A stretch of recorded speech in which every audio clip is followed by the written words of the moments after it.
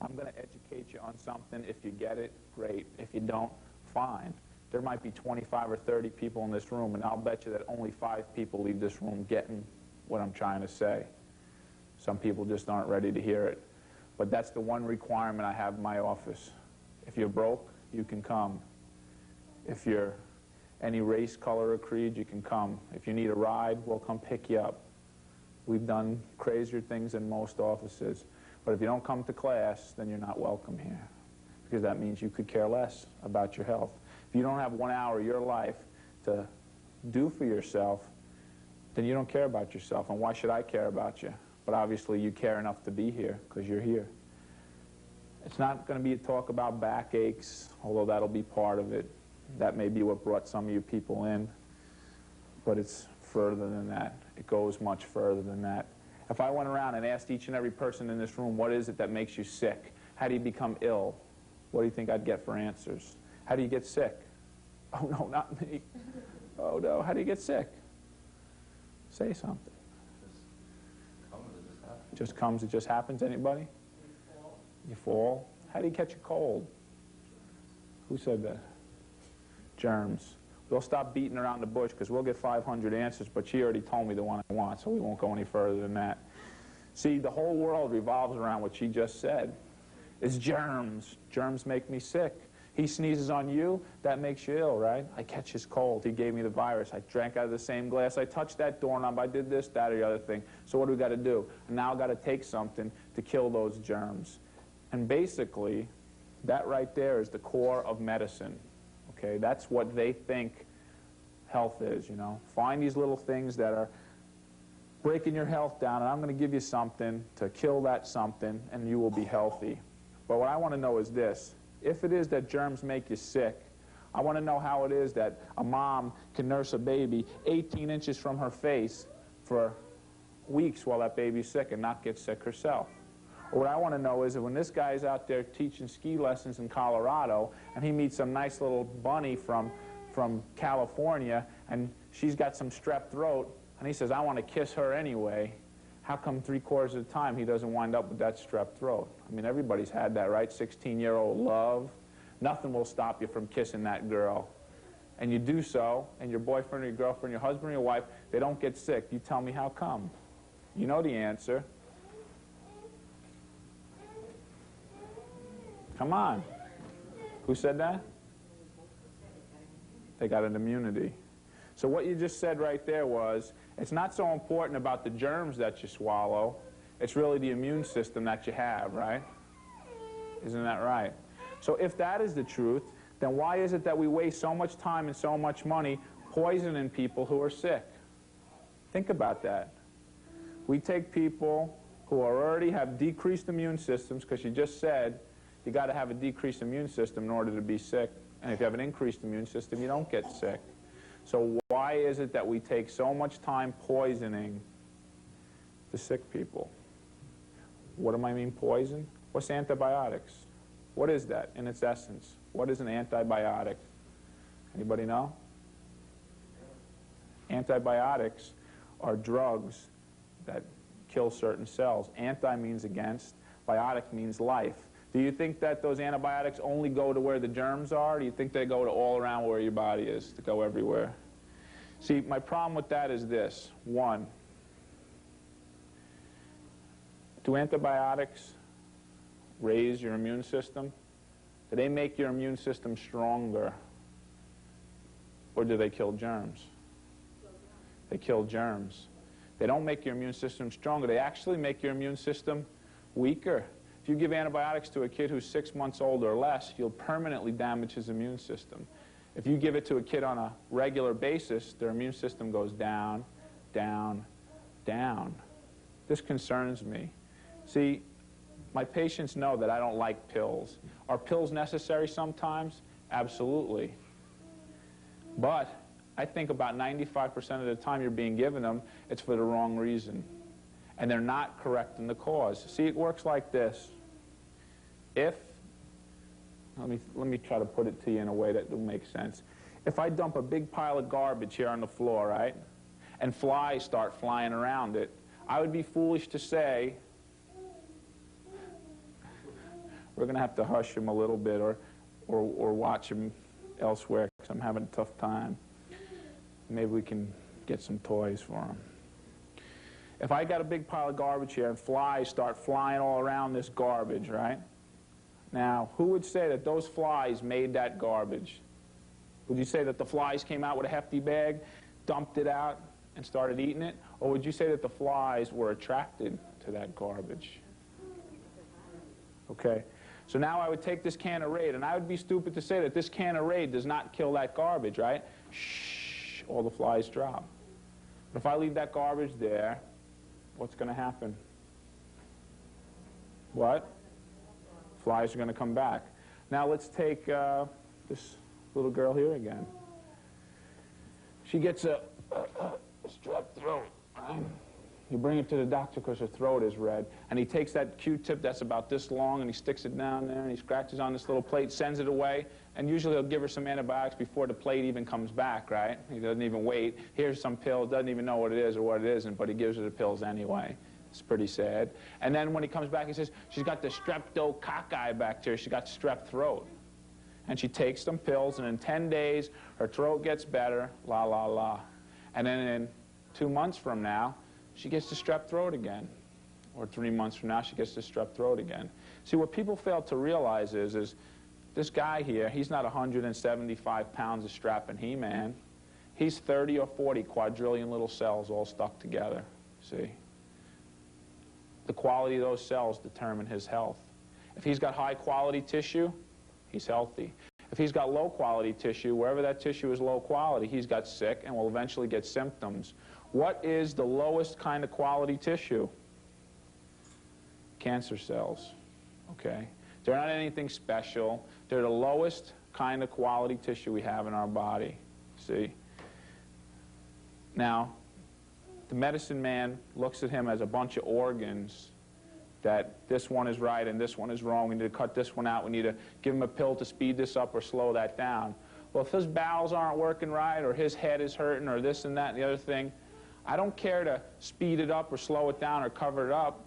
I want to know what it is that caused that in the first place. And I'm going to teach you one very important cause that you're never going to hear about it again. You're not going to hear it on an Advil commercial. Your medical doctor's not going to tell you. Your pharmacist isn't going to tell you. I'm going to tell you. And I don't have $2 billion a month. See, that's what they spend on drug ads. $2 billion a month. 1 out of every 3 commercials on TV is a drug ad. See?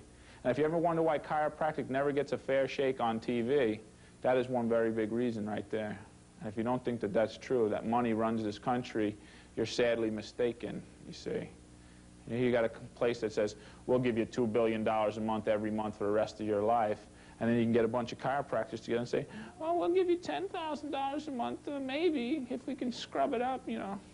Whose side do you think they're going to take when it comes to TV shows like 2020 and all of this stuff where they're always bad rapping chiropractic?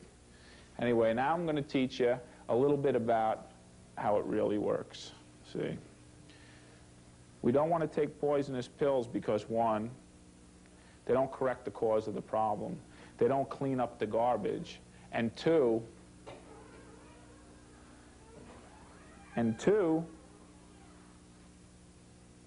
they can actually cause more harm than good in the long run. And even 3, they might not be correcting the cause.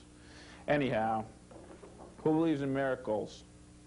It'd be a miracle if I can get through this class right, that's for sure. My brain's scattered in 52 directions right now, just like everybody else. I'm going to teach you something. I'm going to teach you a miracle right now, okay? Who's had kids? You had kids? You gave birth to your kids? Definitely? No, I don't know. She's not going to admit it? How about you? You give birth? You have any children? Yeah, I have 2. Proof right there. You? No kids? Some kids? All you guys who had kids, I want to ask you something. When you were pregnant, did you eat fingernails, teeth, hair, eyeballs, intestines, any of that stuff? No? Just about everything else but that, right? Well, then I got a really interesting question, especially the more scientific thinkers in the room. We all know that we start out as one single cell. Half comes from mom, half comes from dad. Sperm and egg meets, makes one form of cell, okay? This splits thereafter into 2 identical tissues, which splits into 4, which goes into 8, 16, on and on and on. What I want to know is how is it that if we start out with one kind of tissue, that I can take a needle right now and stick it in her heart and suck out some cells. I can take a needle and put it in her liver and suck out some cells and pluck some hairs from her head and send them down to the lab. And who's the guy at the lab? Quincy, right, the pathologist. And he'll look under the microscope and he'll say, this is a hair cell, this is a liver cell, this is a heart cell, this is normal, this is abnormal, this is good, this is bad. How can he tell them apart? He can tell them apart because they got different sizes, different shapes, and different functions. That's his job. What I want to know is if we start out with one kind, how do we wind up with 50,000 different kind of cells in our body? First thing that develops is the bud of the brain, which is absolutely true. And the next thing that develops is the bud of the spinal cord. But I want to take it right before that. How is it that this cell here can become one cell from your brain, and this one knows to become one cell from your spinal cord, and this one here becomes one cell from your liver? I'll tell you something. It is a miracle.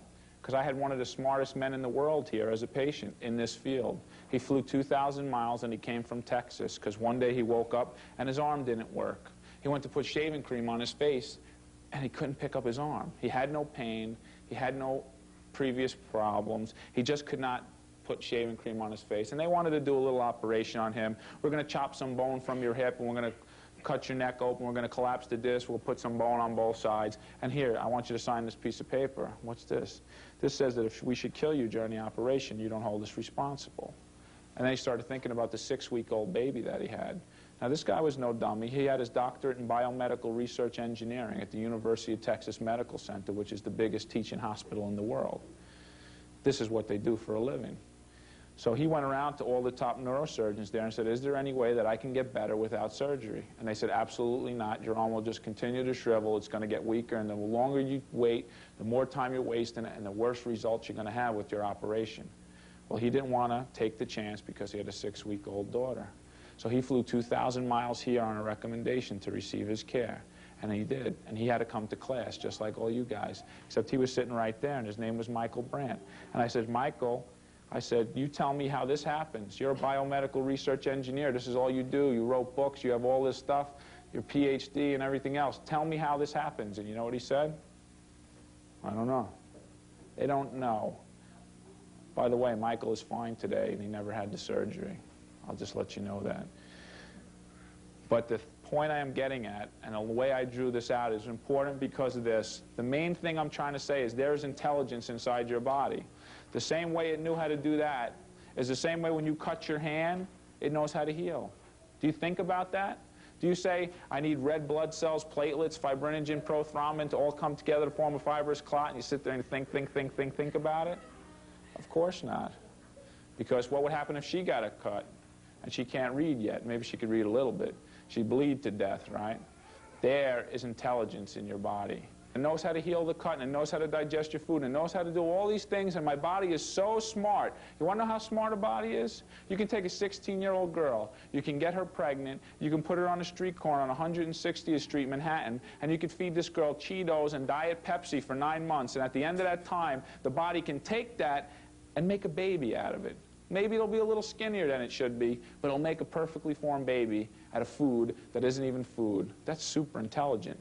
But you know what? Yes, my body's intelligent, can do all these things. But as soon as it gets bronchitis, it's stupid and it doesn't know what to do anymore. That's what everybody here thinks. I got bronchitis, I got to go run and get my antibiotics. I got to get this, I got to get that. Oh, my digestion fouled up. I need the Imodium, AM, PM, DC, PD, depending on which time of the day it is that I don't want to go to the bathroom. And then you look on the ingredients and all the drugs have the same damn things on the inside. That's another one that cracks me up. AM, PM, DC. Give me a break, right? So what is it that's going wrong? See, if your bowels are slowed down because you eat nothing but, you know, I don't know, French fries all day or something, McDonald's, yeah, well, then maybe there's your answer and you got to clean that up. But there may be something else. What about the guy who eats, great, I eat vegetables and I drink water and I do all these things? See, my mind works like this. There's too many exceptions to the medical rule. The guy who's a vegetarian still can get colon cancer. The person who never smoked a cigarette in his life can still get lung cancer. Somebody who jogs all the time, eats right, exercises, can still drop dead at 52 from a heart attack. Why? Why? These are questions I always ask myself. It just didn't seem fair. That person was so good. The good people shouldn't get cancer. The bad people should get it, right? Or maybe nobody should get it, but certainly not that guy, not this one, not that. Why? Is there something we're not seeing? See? And every time I want to quit this class, which is about every other week, you know, everybody looking down at their watches going, geez, Jeopardy's on. I want to watch the Home Shoppers Club.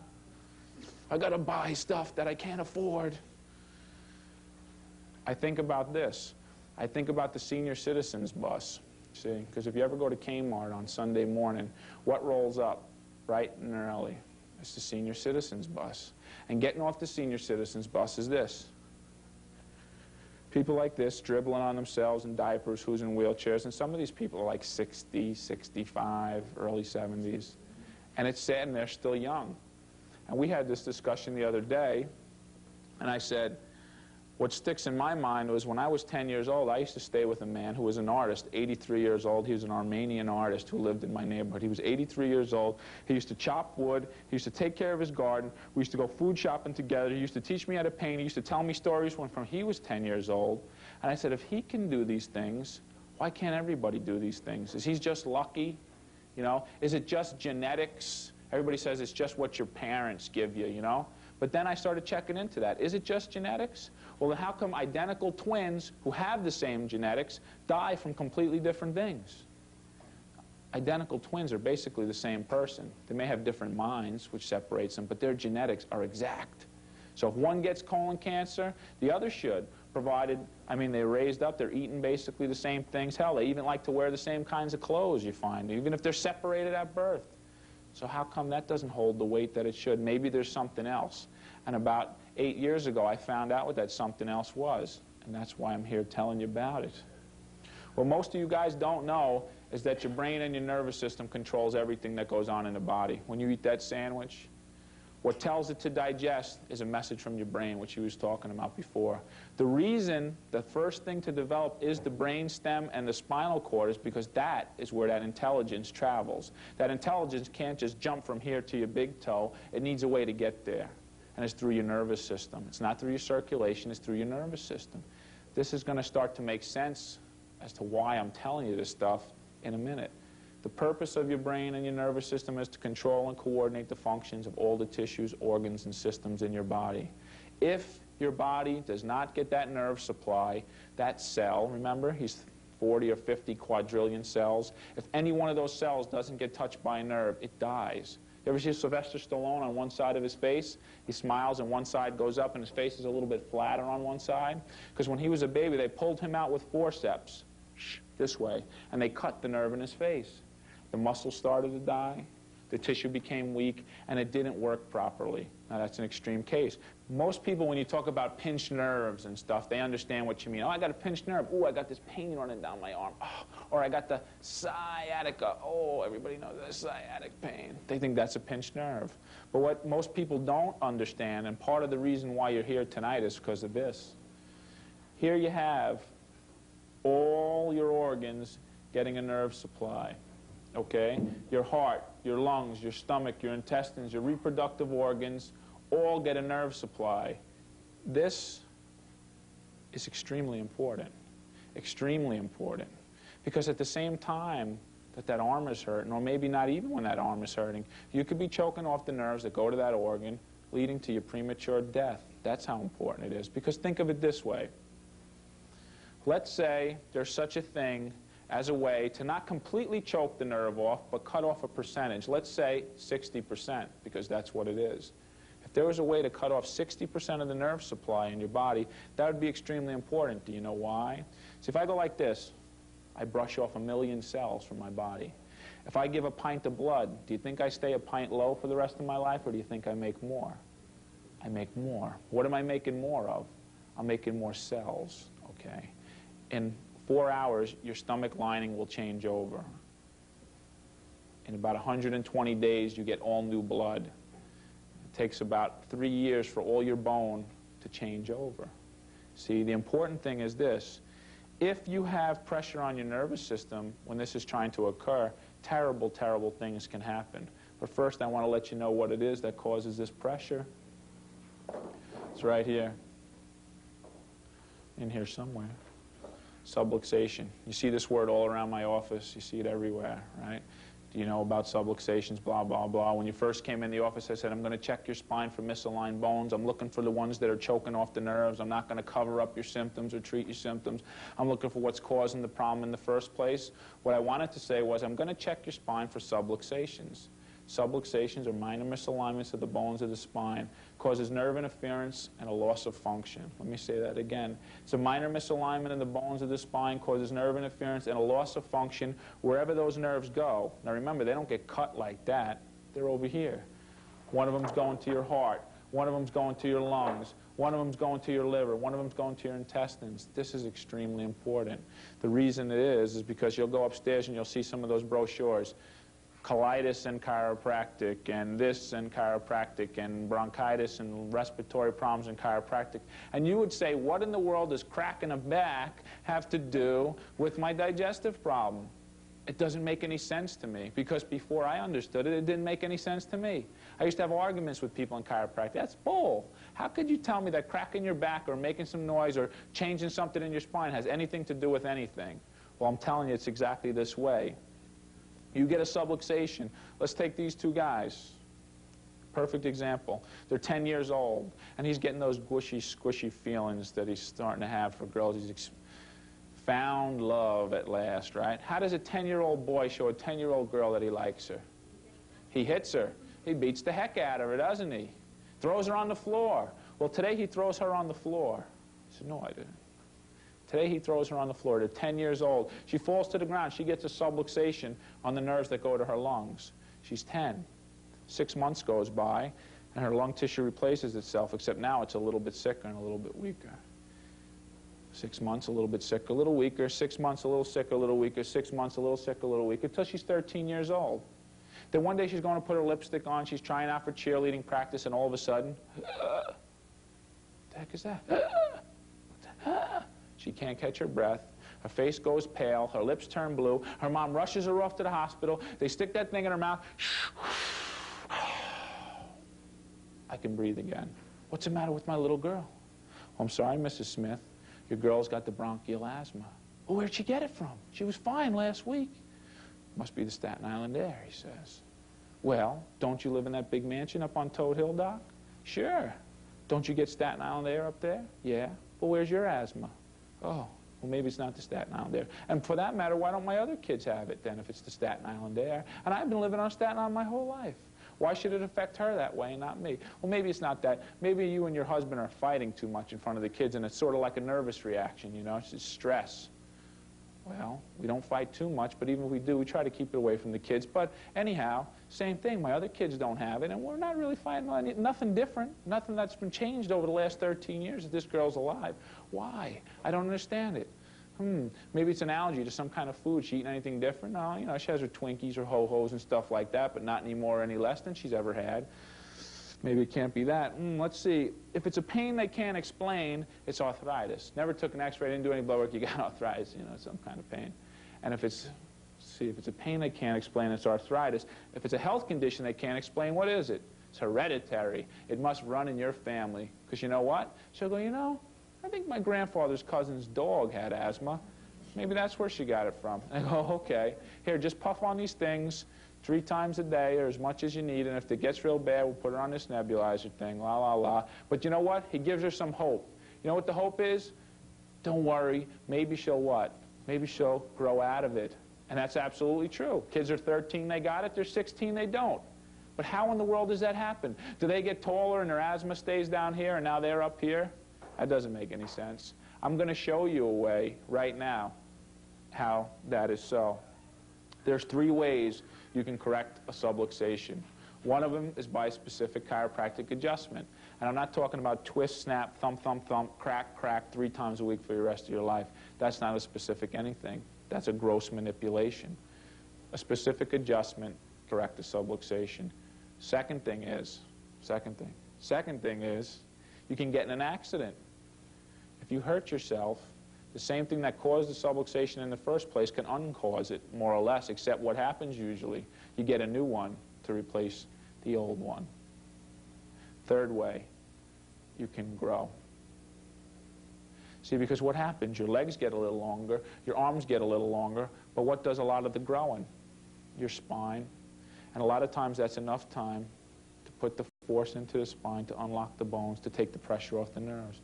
And the same thing that caused it in the first place, now as time goes by and the lungs replace themselves, the tissue is a little bit stronger, and the tissue is a little bit stronger, and the tissue is a little bit stronger, and then they don't have it anymore. See? My explanation makes a lot more sense. See, now I can get in trouble for this. If I ever put this tape here on TV, I can get in trouble. You know why? The law says that I'm not allowed to say that chiropractic cures asthma. Well, for the camera, I'm not saying that chiropractic cures asthma.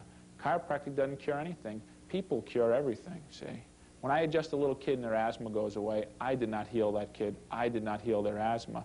I took away what caused the weakness in the first place. And if I can take away the cause of the weakness, why shouldn't the body heal up? Why shouldn't it?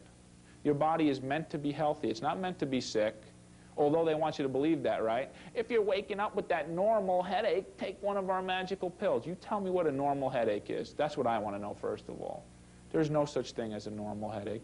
There's no such thing as any normal sickness. Sickness is not normal. Sickness is abnormal. It's what you have when you have a lack of health, is sickness. It's not something hiding in that closet. It's not something under that chair. It's not a germ on the rim, because if germs cause sickness, then we should all be dead, because we're in contact with these germs 24 hours a day. You can't kill them all.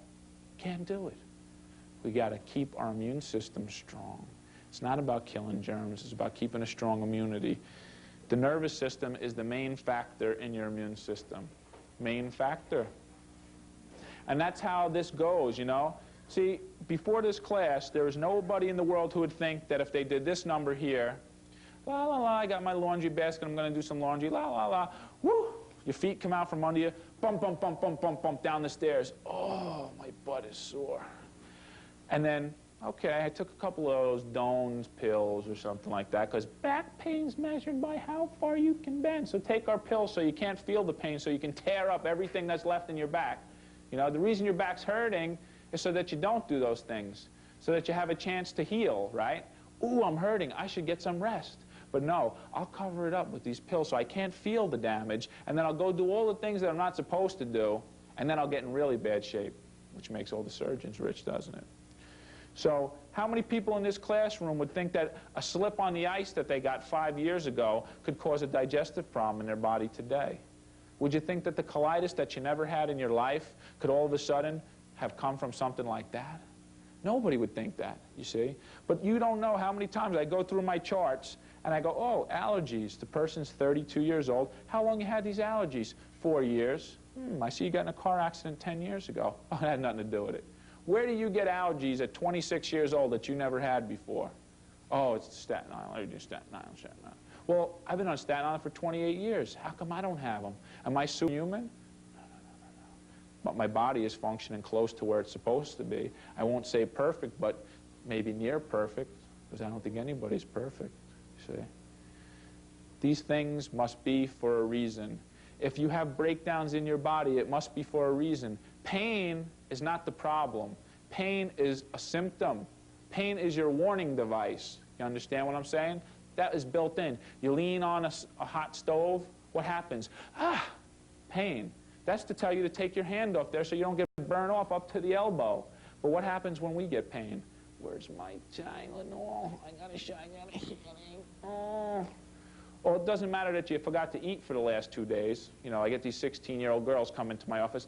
Doc, I need the headache adjustment. You got, when was the last time you ate, Susie? Oh, what time is it? 6 o'clock. Oh, 3 o'clock on Monday, you know, and it's Wednesday now, and they can't understand why they got a headache, you know. Come here, I'll tell you why you got a headache. You got to correct the cause. That's my point. So here it is in a nutshell. See this chart upstairs? I got them on the walls in all my rooms. I drew this one 2 years ago. You know why? Because 2 years ago, I couldn't afford to buy it. It was $19.95, and I couldn't afford to buy it, and I saw it in a magazine.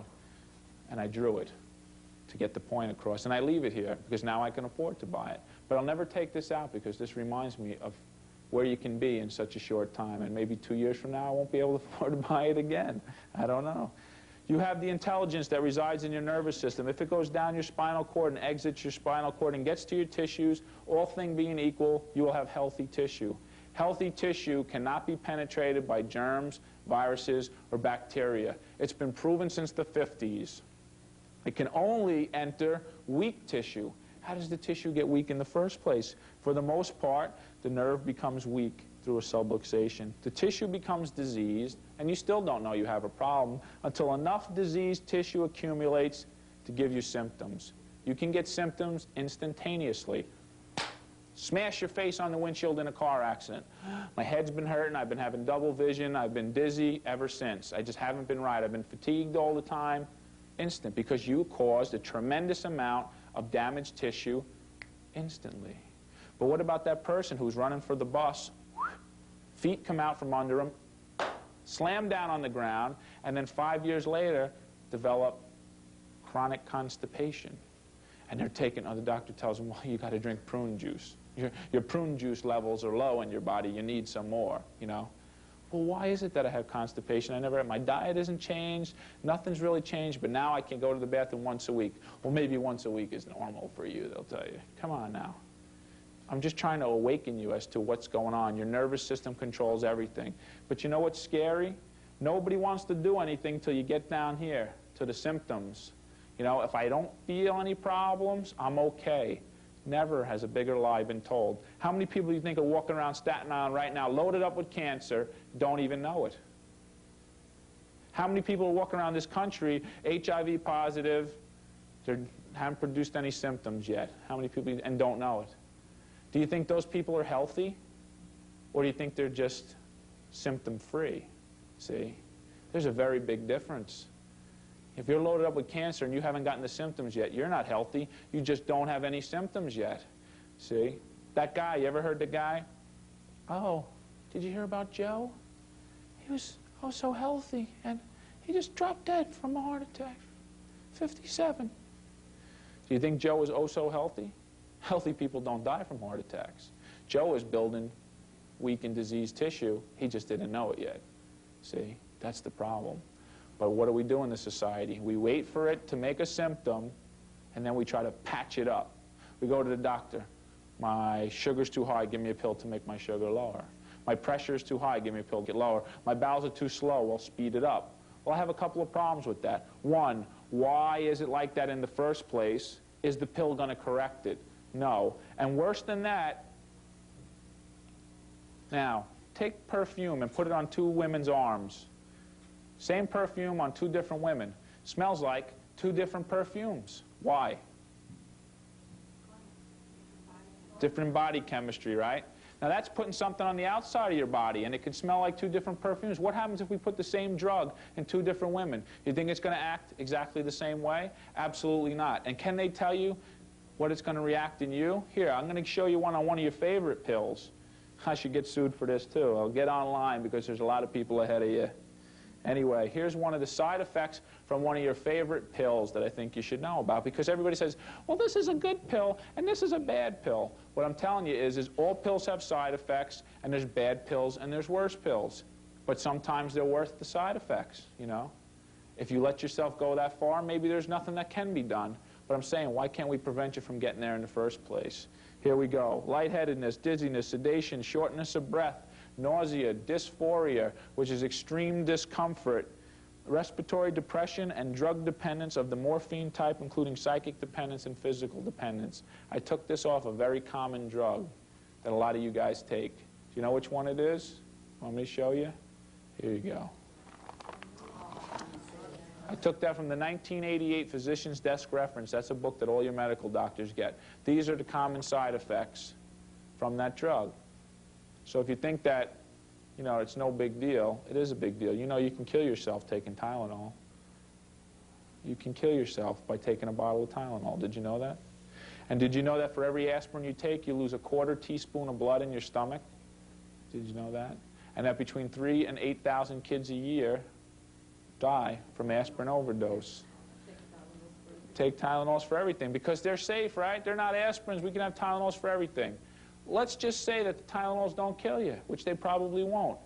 Are you covering up something that's going to become something worse later on? That's what concerns me, because those people on the senior citizens bus, that's very likely what they did. I got a little problem and I took a little pill, and I got a little problem and I took a little pill, and I got a little problem and I took a little pill, until you can't cover it up anymore, and then the bottom falls out. And then you're 63, you're in a diaper, and you can't even remember your kids' names. Well, that pisses me off, because nobody should live like that. See, if you live another 40 years, you got 14,900 days left. And he should live those 14,900 days left in complete and total health. You're not meant to break down. You're not meant to get weak. You're not meant to get sick. If you look at animals in nature, and man has not contaminated them, they die of natural causes, or they get eaten, one or the other. They don't get cancers in general. They don't get sick. They don't get all these problems. Only when you start feeding your dog table food and taking him for rides in the car and he starts falling out and stuff like that, that's when they start getting problems, you know. But look at us. Look at what we've done to ourselves because we're in a rush to go nowhere. Do things. It's ridiculous. This is for all you guys who have had problems for 10 years, and I give you one adjustment and you go, well, how come my migraines aren't gone yet? You said that you can help me. Well, let's say you go on vacation in Florida and some little kid from the neighborhood puts a rock on your tomato plant, and you're gone for 2 or 3 weeks, and you come back and you see that rock on the tomato plant. You're going to pull that rock off the tomato plant. You think that plant is going to go like this, bing, and spring up instantly straight? Or do you think it's going to stay bent over a little bit, and you'll water it and come back the next day and check the soil, and in a few days it'll start to come back and come up? Which way do you think it's going to be? Chances are it's going to be take the rock off, and it's gradually going to come back because you did damage to the stem. Your spine is the same way. Subluxations are like this rock. Me giving adjustment is like taking that rock off. Checking the soil is like me using my instruments to make sure. If there's ever been a flaw in chiropractic, is chiropractors not knowing when to give an adjustment. Oh, I can feel it, they say. Bull. If they can feel where the problem is, and if they can feel when you need to know when an adjustment is, why would I waste $200,000 of my money for equipment that I don't even charge for to find out if you have subluxations, and to find out if they're corrected, and to find out if they're healing or not healing, you see? Because it's very important to know these things because of this. If this rock is taken off and you put some water on there, right? And then you come back the next day and the ground is still wet. Should you put more water on there, hoping that the plant will come back faster, or will you drown the plant? Oh, I'll drown the plant, won't I? That's like my graft machine. I say, ooh, the graft's getting straighter. It's getting better. I don't want to adjust that bone again. I better go to a different bone, or maybe I'll go to no bone at all today, see? And that's the common problem in chiropractic. Oh, I went to the chiropractor once, and I felt a little better in the beginning. Then I started feeling worse and worse because they did the insurance shuffle. 3 times a week for the rest of your life, or until your insurance runs out.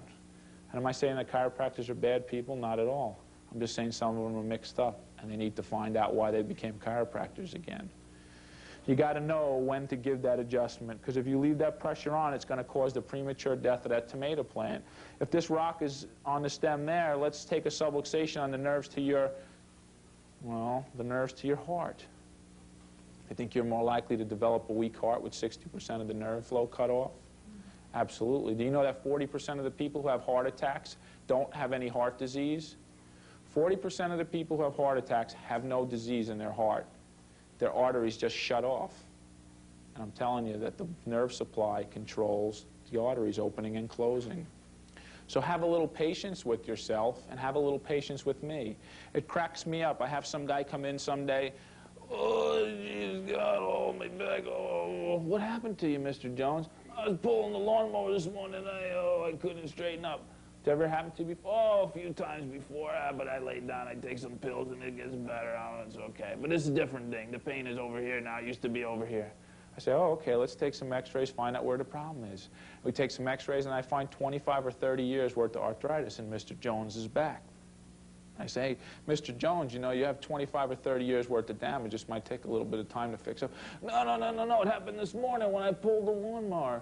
And I said, I understand that that's the one that set it off, but this weakness has been coming for some time. Oh, come on now. And then you know what he says to me? It's like Thursday now, and then he looks up at me and says, and if I'm not bowling by Saturday, you're a bad chiropractor. See? Because he can go to the medical doctor, and he can give him a bag of magical pills, and he can shut that pain off today for all intents and purposes. Can I compete with that? No way. Am I interested in shutting off the pain? Yeah. As a human being, I don't want to see you suffer, but I'm more interested in correcting what caused that pain, because then you're doing it the right way. How did you get your subluxations in the first place? I think that's important to know, so you don't get them again. Birth is the first way you get a subluxation. Does everybody get a subluxation at birth? No. Estimate, about 20% of the kids. Are the doctors being mean people trying to twist their necks and hurt them? Of course not. But they use enough pressure to misalign those little baby bones there. Can you tell if a kid is subluxated by how he looks? Oh, go. Yeah, he looks like the top bone in his neck is a little out of whack. No way. I've checked, I can't tell you how many 3-day-old children. And you want to know the funny thing? Do you know what it is to adjust a 3-day-old? Let me pick somebody over here.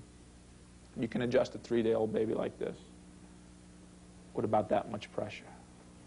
People go, what? You take that instrument, you get on the back of my neck, and lightning bolts are shooting out my fingers and all this stuff. How come? Because how old is that baby's problems? 3 days old. How old could your problems be? If you're 47, how old could your first problem be? Could be 47 years old or somewhere in between. Maybe it's only 20. But do you think if I took your head and stuck it like this for 20 years, I can come along and go and make it go back? No way. No way in the world. I'm telling you, most of the problems you get so long before you think you get them, and you just don't know it. Birth. Very, very, very important. See, subluxations may not show symptoms for years. I am a chiropractor. If anybody should know if they're subluxated, it should be me, right? I got all this schooling and stuff on that. I don't know. Well, if I feel awful, maybe I'll say, oh, I want to be checked and all that. But I have to see a chiropractor to make sure that my spine is right, because you may not get a symptom for years and years and years. And should I wait for my gallbladder to stop working and then go ahead and check and see if I have a subluxation? Or should I check on a somewhat regular basis? Car accidents, 5 miles an hour is enough to do it. Those little ones. There's no damage to my car. You know, you just did that kind of thing at the traffic light. You know, get out of here. Except nobody does that anymore. Everybody sues everybody's pants off. Practical jokes, slips and falls, accidents at home. Drugs can do it because it overloads the nervous system. And incidentally, do you think your body knows the difference whether or not you got a prescription for that drug? See, some people think like it really makes a difference to the body. Well, they gave me a prescription. Do you think your body knows if those Valiums were from your medical doctor or if you bought them from your friend who had some extra? Your body can't tell the difference. Come on now. Fear and trauma from the muscle tension that they produce can actually pull the bones in your spine out of whack if they're there long enough. Bad posture and bad diet can all cause subluxations in your spine. Looking at this and knowing that 20% of the kids get them from birth, about 70% of the children have them by the time they're 10, more than that if they play contact sports. What percentage of the adults do you think have subluxations? What percentage? She says 99, and it's pretty close. About 95% of adults checked have subluxations. Does that make it less important? Oh, so what are you trying to say? Everybody should come and get checked? Absolutely. See, if I ever go to the movies, I always make my friends come like 5 minutes before the movie starts. You know why? Because if I get there any sooner, I start thinking. I look around and I see 400 people sitting in the movie theater. And I see the guy with the neck like this, and I say, he's going to get a lung problem. And I see the gal whose butt is flat and like that. I say, she's going to wind up with ovary troubles. I see the guy over there with this kind of bad posture, this, that, and that thing. And I start to see all the things that they're going to die from. And it drives me nuts. And I want to jump up on the chair and start telling them. But what would they do to me? White coat, you know, straight jacket, take me down to South Beach Psych. And then I start talking to those people over there. But the important thing is, you know, it's okay to joke around and make jokes and everything, but 95% of the people you know will die from a subluxation. 3% of the people in the world die from natural causes anymore. Do you know that? 3% of the people die from natural causes. That's pitiful. That's pitiful. 3%. And it's a reflection of the society in which we live. The United States of America has the most hospitals, the most doctors, the most access to them, and the most drugs. There's something like 145,000 Valiums an hour taken in this country, and I'm not taking any, so somebody's taking mine. So therefore, we should have the best health in the world, don't you think? If that's all health was. You know where we rank when they compare us to all the other countries like ourselves, Italy, Germany, France, and stuff? We're last. We have the lowest health of all of those countries. You know why? No balance. No balance. How do we eat our lunch? What do? We run off to a job we can't stand. We're on the way home from work. We don't stop at our house. We stop at our girlfriend's house because my wife doesn't understand anymore. So I need to have a girlfriend on the side. And my girlfriend won't cook for me because she knows I won't leave my wife. My wife won't cook for me because she knows I have a girlfriend. So I come home and I got to eat a TV dinner. And I take my TV dinner and I woof it down in about 30 seconds. I get a 6-pack of beer. I crack down those beers. I sit in front of the TV. I don't even know what exercise is. I've had various injuries on my spine throughout my life. I kick the dog on the way to the bedroom.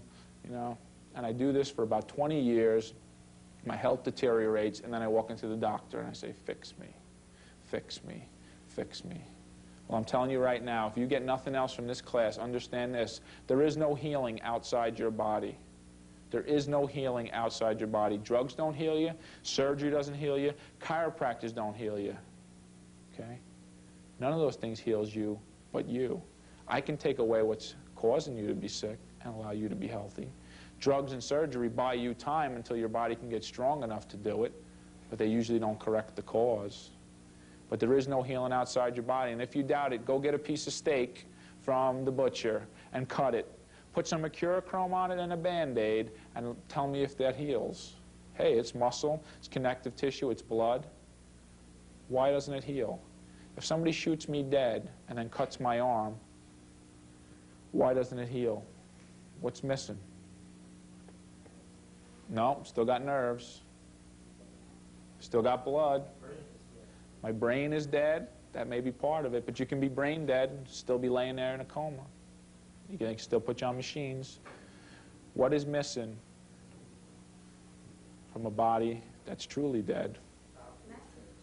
You've got oxygen all over. It's going to sound hokey. It's life. It's the life in your body that heals you. You get it sometime when you're born, and it leaves when you die. Can you buy it in a jar? Can you get it in the save-ons? No way. I'm just making sure that that life is expressing itself as close to 100%. And when I do so, should the pain shut off when the damaged tissue starts to heal? Absolutely. If you can take off what caused it in the first place, then the pain shut off. But should you try to shut the pains off artificially and cover them up? Absolutely not. He has a windfall in his business this year. He says, I'm going to go buy that Mercedes convertible that I deserve. He pulls out of the Ray Cattina dealership, brand new Mercedes-Benz, $125,000 for a car, got the convertible top down. He's not even out of the driveway before he pulls out, and the oil light comes flashing on. I couldn't believe this. Pulls a U-turn, pulls in, says, I want the mechanic out now. And he says, I will fix this for you. Wait right here. Comes out with a big black can of spray paint, right on his dashboard. Sprays right over the light. And then he says, that's not covered on your warranty. That'll be $250. What would he do? He'd blow a gasket. He'd try to kill the guy, you know, because he takes better care of his car than probably he does his body. Because in the same token, he'll have a back pain or some kind of problem or a little bronchitis. He'll go to the doctor and he'll ask for some pill, and he'll say, Doc, will this cure my problem? Will this fix my problem, or will this cover up the symptoms? No, it'll cover up the symptoms till you get better. By the way, we don't accept insurance. That'll be $250. Oh, no problem. And then he does this. Oh. Thank you, doctor. Thank you. You shut off my pain. You are the best. Oh, you're wonderful. So he won't give his own body the same courtesy he gave his car. Most people, if I say, if you want $1 million racehorse and you couldn't sell him, at least not for a year, how would you treat him? Ooh, I'd get him the best trainer. I'd groom him every day. And I said, you would keep him up half the night smoking cigarettes and drinking coffee? No way. It's $1 million racehorse. So you'd treat a $1 million racehorse better than your $5, better $1 million racehorse better than your $1 billion body? Or how about better than a $5 dog, you know? We treat our bodies pathetically. So what should you do? I say, don't cover up the pains with drugs. Correct the cause, and that's what I do. What else do I do? Let's see what's under here. I correct subluxations to restore the nerve function, to allow the body to heal itself. What's important? Do your care properly. You know, it cracks me up. I can't come in because it's raining out, you know. And then I talk to girls who work in nail polish. I say, did any of your clients miss today? Snowing out. Did any of them miss their appointment today? Oh, no. It's amazing. It doesn't matter if there's 12 feet of snow. They come get their nail appointment. See? Because I'll tell you a couple things. I know who knows what I just said. I know because they'll bring their kids in to get checked. There isn't a parent in the world who wouldn't bring in their kid to get, I don't think he might not like it. Well, if your kid was sick and dying and there was some needle that he could take that could heal him up, would you care that it stung his butt for a minute or he didn't like to get that needle? You'd say, shut up and get on that table. This is for your own good. And that kid would receive that care. So I hope that you understand some of the things that I'm trying to tell you. When your organs get sick and your organs get weak and these things, it's for a reason. Chances are it's from pressure on your nervous system that you got some years ago. That's chiropractic. Any questions about anything? I want to cut it.